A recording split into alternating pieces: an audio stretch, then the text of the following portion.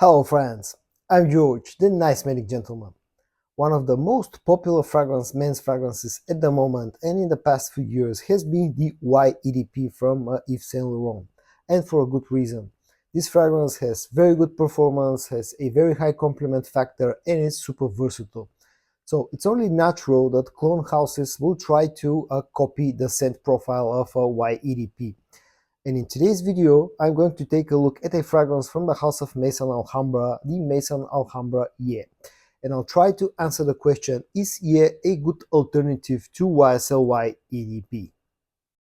As usual, first let's take a quick look at the packaging of this fragrance. The whole box, it's very reminiscent of the original YEDP packaging. On the front you got the name of the fragrance, Ye, the logo of Maison Alhambra, the concentration EDP, the bottle size 100 milliliters.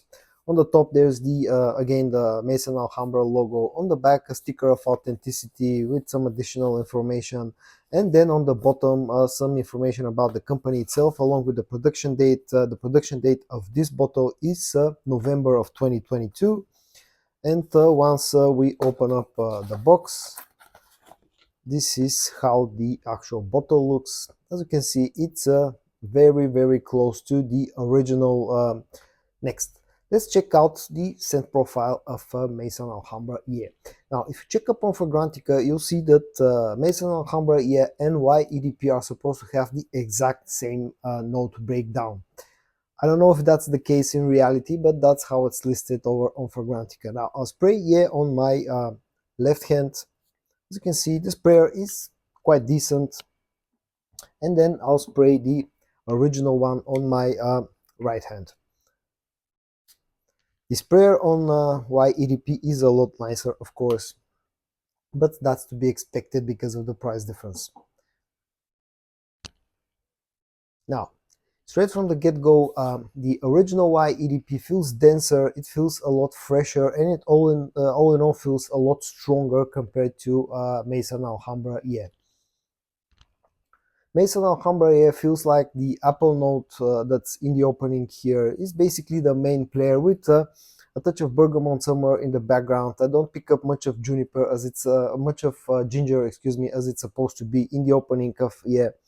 All in all, it's a bit sweeter compared to the original one, but feels less fresher, and basically it feels like the apple note is very dominant on the opening of Ye.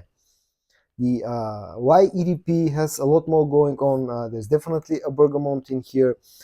There's definitely the ginger note that brings a bit of freshness compared to Ye. So all in all, it feels a little bit more complex compared to Maison Alhambra Ye. Now, on the dry down, the two fragrances become a lot closer to each other. In both cases, you start to pick up some of that vetiver, some of that cedar, the slight sweetness from the tonka bean, and slight sort of powderness from the tonka bean. So on the dry down, the two fragrances are a lot closer, and especially in the air, you'll have a hard time to distinguish which one is which, basically. So the opening, I would say, the two fragrances are maybe like 85 to 90% close, and on the dry down, the closeness between Ye and YEDP goes to somewhere close to, let's say, 95%. Next, let's talk about the performance. Now, YEDP is known for its good performance and its good projection. So can Ye match the performance of YEDP?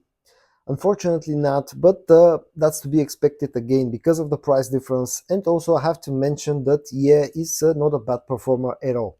Usually I get somewhere between 7 to 8 hours of performance on my skin, which considering the price point and the fact that this is a fresh blue fragrance is not bad performance at all. YEDP usually gets me over 10 hours, no problem at all.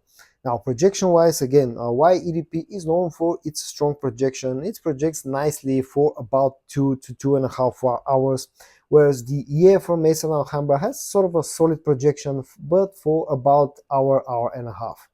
Price point, I was able to pick up the Maison Alhambra Ye for slightly over $20, which I think is a pretty good deal considering the versatile nature of this fragrance and its above average performance. This usually goes for somewhere between $20 to $30. Versatility-wise, yeah, it's a super versatile fragrance, and that's to be expected considering that it's so close scent-wise to YEDP. This can be used pretty much in any type of occasion, any type of weather. Probably lacks a bit of performance to be used in the coldest months of the year, but other than that, this is a super versatile fragrance. And at the end, my final thoughts on the Maison Alhambra EA. Now, I've said this many times before, but the YEDP and the whole Y line of fragrances have never been one of my most favorite fragrances, but I cannot deny the fact that they have an interesting scent profile that's very likable, very versatile, and especially YEDP has also great performance. So it's a fragrance that simply works, a dump rich type of a fragrance. So how good of a copy or alternative is yet from Maison Alhambra? Well, in my opinion, this has been the best alternative to YEDP so far that I have found, considering how close it is scent-wise to the original. So guys, in today's video, I showed you, in my opinion, what's a great alternative to YEDP from Yves Saint Laurent, from the house of Maison Alhambra, yeah. I hope that you found this video interesting. If you did, you know what to do. Also, subscribe to my channel so you don't miss any of my future content. Stay safe, and I hope I'm going to see you in my next video. Bye bye.